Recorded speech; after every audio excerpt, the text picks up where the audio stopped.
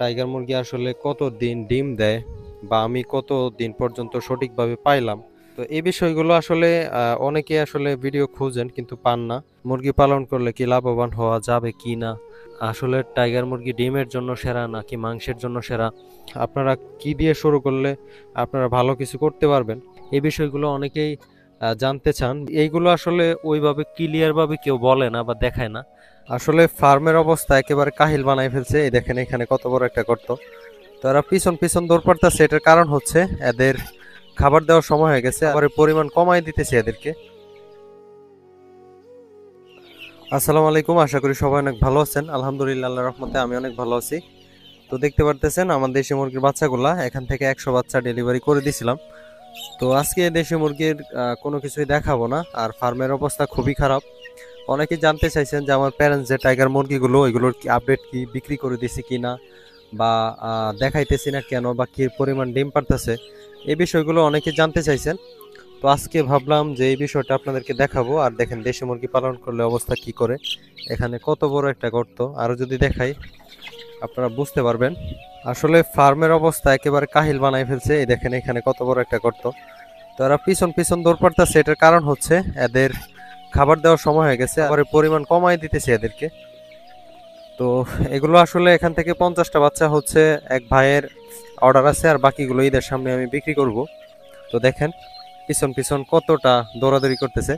তো যাই হোক, এখানে আর দেরি করব না, আমি আপনাদেরকে যে আমার প্যারেন্টস টাইগার মুরগিগুলো ওইগুলো দেখাবো। আর অনেকে ডিম পাড়া মুরগির হিসাব চাইছেন, বা অনেকেই 100 দেশি মুরগি পালনের লাভ লসের প্রপার একটা হিসাব চাইছেন আমার কাছে।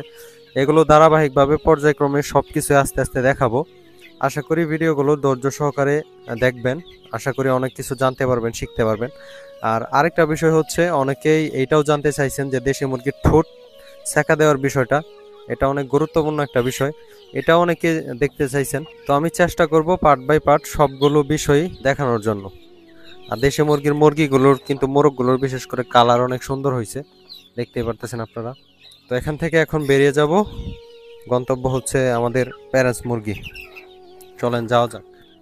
তো যদিও এখন হচ্ছে বিকাল টাইম, মোটামুটি তো আপনারা জানেনই, বৈরী আবহাওয়া গেল এতদিন, ঘূর্ণিঝড় টূর্ণিঝড় গেছে। আর আমিও একটু অসুস্থ ছিলাম, এই জন্য কোনো প্রকার ভিডিও দিতে পারি নাই। তো এখানে হচ্ছে কাদাকনাথ মুরগি, হয়তো জানেনই আপনারা। এগুলো রে আর নতুন করে দেখাইলাম না, এটার ভিতরে আছে। তো চলেন এখন আমরা টাইগার মুরগিগুলো দেখে আসি।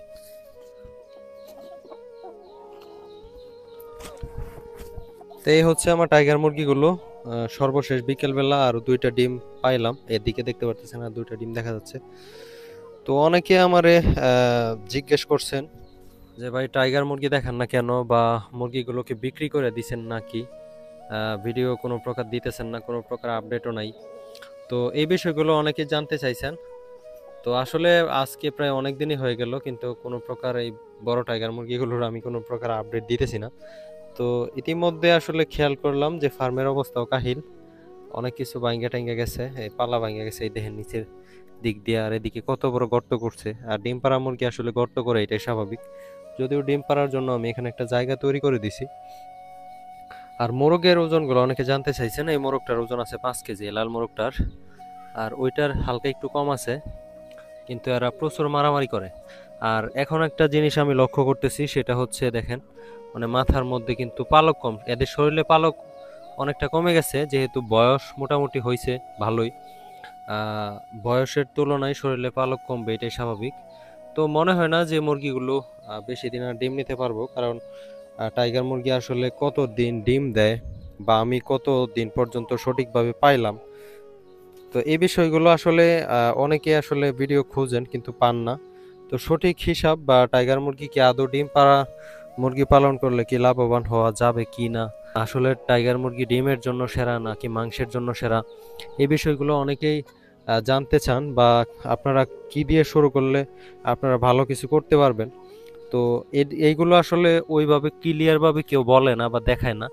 তো আমি চেষ্টা করব আগামী ভিডিওতে টাইগার মুরগি পালনের, বিশেষ করে ডিম পাড়া, একটা ডিম উৎপাদন করতে আপনার কত টাকা খরচ হতে পারে, বা একটা প্যারেন্টস মুরগি তৈরি করতে আপনার কত টাকা খরচ হইতে পারে, বা ডিমের জন্য করলে টাইগার মুরগি লাভ বেশি নাকি মাংসের জন্য পালন করলে লাভ বেশি, এই বিষয়গুলো আমি আজ মোটামুটি ধরেন 1 বছর যাবৎ ক্যালকুলেট করতেছি।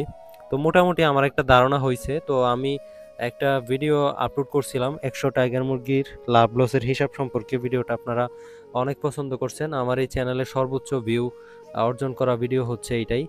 তো আমি এই রকম ভাবে আপনাদেরকে 100 ডিম পাড়া টাইগার মুরগি পালনের মানে শুরু থেকে শেষ পর্যন্ত গড় এভারেজ কত টাকা খরচ হইতে পারে বা আপনাদের কীরকম লাভ হবে না হবে, তো এই বিষয়গুলো আপনাদেরকে আগামী একটা ভিডিওতে দেখাবো। এইরকম একটা হিসাব দিব। তো এই মুরগিটা আবার ভিতরে ঢুকলো, আশা করি এটাও একটা ডিম দিবে। তো আসলে টাইগার মুরগি একটা সময় ডিম মোটামুটি ভালোই দেয় শুরুর 1 মাস পর থেকে, কিন্তু পরবর্তীতে দেখা গেছে এদের মোটামুটি একটা ধাপ যদি ডিম দেওয়া শুরু করে, পরবর্তীতে আবার ডিমের পার্সেন্টেজ কমে যায়। তো কি পরিমাণ ডিমের পার্সেন্টেজ কমে এই বিষয়গুলো যদি আপনাদেরকে হিসাব না দিই তাহলে হয়তো বুঝবেন না। আর টাইগার মুরগির ওয়েট এভারেজ ওয়েট আপনার 3 কেজির মতো হবে। আমার এখানে ম্যাক্সিমাম মুরগির ওজন 3 কেজি। আর কালার দেখেন নষ্ট হয়ে গেছে। তো মুরগির বয়স হয়ে গেলে কালার নষ্ট হবে, এটাই স্বাভাবিক। আর আমার এখানে এই মুরগিটা হচ্ছে সবচাইতে ছোট মুরগি, আকারে ছোট। এটা ডিমও মোটামুটি এটা বেশ ডিম পারছে, কিন্তু মুরগিটা আমার কাছে মনে হইতেছে যে হালকা একটু মানে অসুস্থ হয়ে গেছে, মানে মারামারি করে প্রচুর, দেখেন শরীরের অবস্থা। তো যাই হোক, এই ছিল আজকের ভিডিও। মোটামুটি আমি মুরগি বিক্রি করি নাই, মুরগিগুলো এখনো আছে আলহামদুলিল্লাহ আমার কাছে। আর বিক্রি করলে অবশ্যই তো আপনাদেরকে জানাই বিক্রি করব। আর মোটামুটি একটা বয়স হয়ে গেলে মুরগির পরবর্তীতে মুরগির আসলে ওইভাবে মানে এগুলো যে একজনের নিয়ে ডিম পাড়ায় প্যারেন্টস করবে ওই রকম প্যারেন্টস উপযোগী থাকে না। আর প্যারেন্টস করতে হলে আজকের ভিডিওতে আরেকটা বলে দিই আপনাদেরকে, যারা বাচ্চা উৎপাদন না করতে পারবেন তাদের আসলে প্যারেন্টস করা পুরাটাই লস আমার জানা মতে, বা আমি যেটা বুঝতে পারতেছি। কারণ টাইগার মুরগির ডিম আসলে খাওয়ার ডিম হিসেবে উৎপাদন করে ভাই এখানে কোনো লাভই নেই। তো এই বিষয়গুলো আমি আগামী ভিডিওতে আপনাদেরকে দেখাবো হিসাব সহকারে, বা আমি কি রকম পাইছি, বা আসলে আদৌ কোনটা সঠিক কোনটা ভুল, এই বিষয়গুলো আমি যতটুক মানে ফেস করছি বা যতটুকু আমি মানে রিয়ালাইজ করছি এই বিষয়গুলো আপনাদেরকে দেখাবো। আর টাইগার মুরগি আসলে মাংসের জন্য সেরা, এটা নতুন করে বলার কিছু নাই। আবারও বললাম, পুনরায় বলছি, ভবিষ্যতে হয়তো বলবো, কিন্তু ডিমের জন্য আসলে টাইগার মুরগি না। তো যাই হোক, ভিডিওর মধ্যে কোনো প্রকার ভুল ত্রুটি হলে অবশ্যই ক্ষমা দৃষ্টিতে দেখবেন। আর কোনো বিষয় না বুঝলে কমেন্ট করে জানাবেন, আমি চেষ্টা করব আপনাদেরকে কমেন্টের মাধ্যমে উত্তরগুলো দেওয়ার। আর আগামী ভিডিওতে 100 টাইগার মুরগি পালনের, ডিম পাড়া মুরগি পালনের প্রপার একটা হিসাব দিব। ভালো থাকবেন সবাই। আসসালামু আলাইকুম, আল্লাহ হাফেজ।